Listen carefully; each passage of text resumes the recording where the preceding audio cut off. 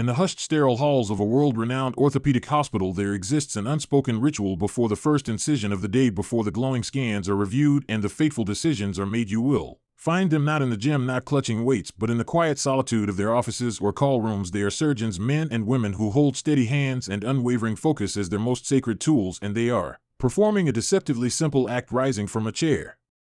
Not just once, not clumsily leveraging their arms or lurching forward, but slowly, deliberately, and with a control so profound it seems to defy the very pull of gravity. This is not merely sitting down and standing up. This is the surgeon's chair exercise, a refined, purposeful practice that guards the pinnacle of human physical capability, functional strength, and pristine balance.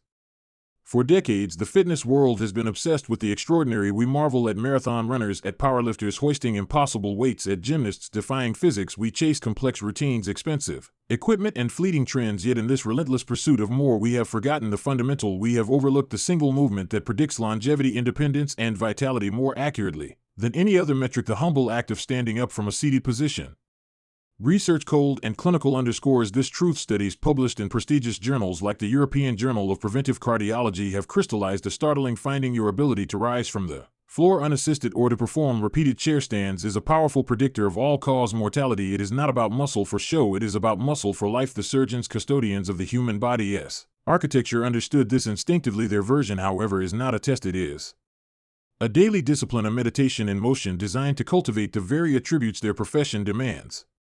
What makes this practice so transformative? To understand, we must dismantle the movement, to see it not as mundane but as a masterpiece of biomechanics. When you rise from a chair correctly, you engage a symphony of muscle groups. Your quadriceps, the mighty engines of your thighs, initiate the push. Your glutes, the body's powerhouse, engage to extend your hips, bringing you to full stature. Your core, the deep abdominal and back muscles, tightens into a natural corset, stabilizing your spine and transferring force sufficiently. Your calves anchor you, and the delicate muscles of your feet and ankles make microscopic adjustments to keep you centered. This is a full-body exercise masquerading as a daily task.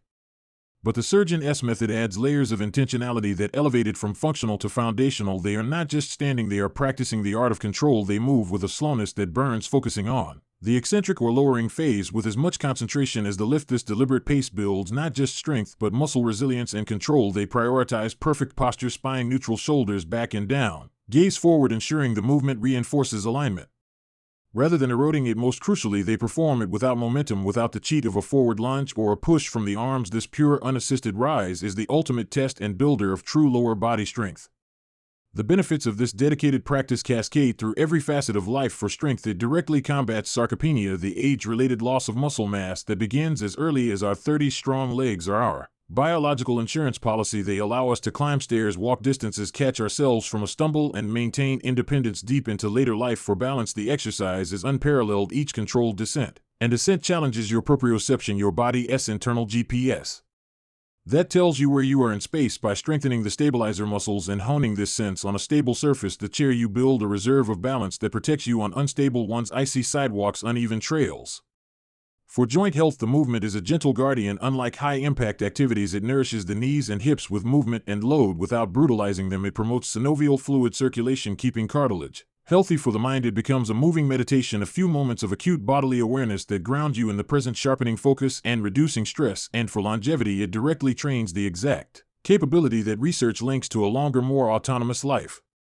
Now let us move from theory to practice. How does one perform the surgeon's chair exercise? The beauty lies in its simplicity and accessibility. You need only a sturdy chair, one where your feet can rest flat on the floor, with your knees at roughly a 90-degree angle when seated. Avoid soft sofas or chairs with wheels. Begin by sitting tall at the front edge of the seat. Place your feet hip width apart, solidly planted. Cross your arms over your chest, removing the temptation to use your hands. This is the starting position of self-reliance. Now the ascent. Take a gentle breath and engage your core as if bracing for a soft punch, and slowly shift your weight ever so slightly forward onto your heels and mid-foot. Do not lunge. With a steady, controlled exhalation, drive through your heels and engage your thighs and glutes to push your body upward. Rise smoothly until you are fully standing tall and proud, hips fully extended but with a softness in the knees. Do not lock them. Pause for a moment at the top. Feel the stability, the alignment. Then begins the true teacher, the descent. Inhale, and with agonizing control begin to lower yourself back down. Imagine you are settling onto a thin sheet of ice, requiring utmost gentleness. Hinge at the hips, push your bottom back and keep your chest lifted lower until you just lightly touch the seat. Then, without fully collapsing your weight, begin the next rise. This touch and go method maintains tension, maximizing the workout. Start with what you can manage with perfect form. Perhaps it is only 3 sets of 5 repetitions. The goal is not exhaustion but mastery. Perform this ritual daily, perhaps as a morning wake up for the body or a break from prolonged sitting. As you grow stronger, increase the repetitions gradually. For an added challenge, slow the pace further or try a single leg variation by extending one leg slightly forward during the movement. The stories of transformation are quiet but profound. Consider Eleanor, 72, who after a minor fall developed a fear of falling that shrunk her world to her living room, starting with the support of her kitchen counter. She practiced the chair rise daily. Within months, her confidence returned, her legs felt like pillars, and she resumed her weekly library visits. Or David, 45, a programmer plagued by lower back pain from endless sitting, integrating surgeon's chair sets every hour into his workday not only erased his pain but gave him a newfound sense of physical empowerment. This exercise is a covenant with your future self. It is a promise that you will not surrender to the slow creep of frailty, that you will guard your autonomy with vigilance. The surgeons practice it not for vanity but for vocation. Their hands and their stability must be unwavering. Our vocation is living fully, actively, independently. So the next time you rise from a chair, do not just stand up. Remember the surgeons in their quiet rooms engaging in their pre-op ritual. See the movement for what it truly is, a foundational pillar of health, a test of presence, and a builder of resilience. Perform it with intention, with slowness, with respect. Make your daily life your training ground. Your body is not meant for mere decoration. It is the instrument through which you experience the world. Keep it strong, keep it balanced, and it will carry you forward steadfast and sure for all the miles of your journey. Begin today. Do not wait for a sign, for a pain, for a loss. The most powerful health interventions are often the simplest. Pull up a chair, cross your arms, and rise. Rise not just to your feet, but to the occasion of your own vitality. Your future self, strong, balanced, and free, is already there waiting to meet you.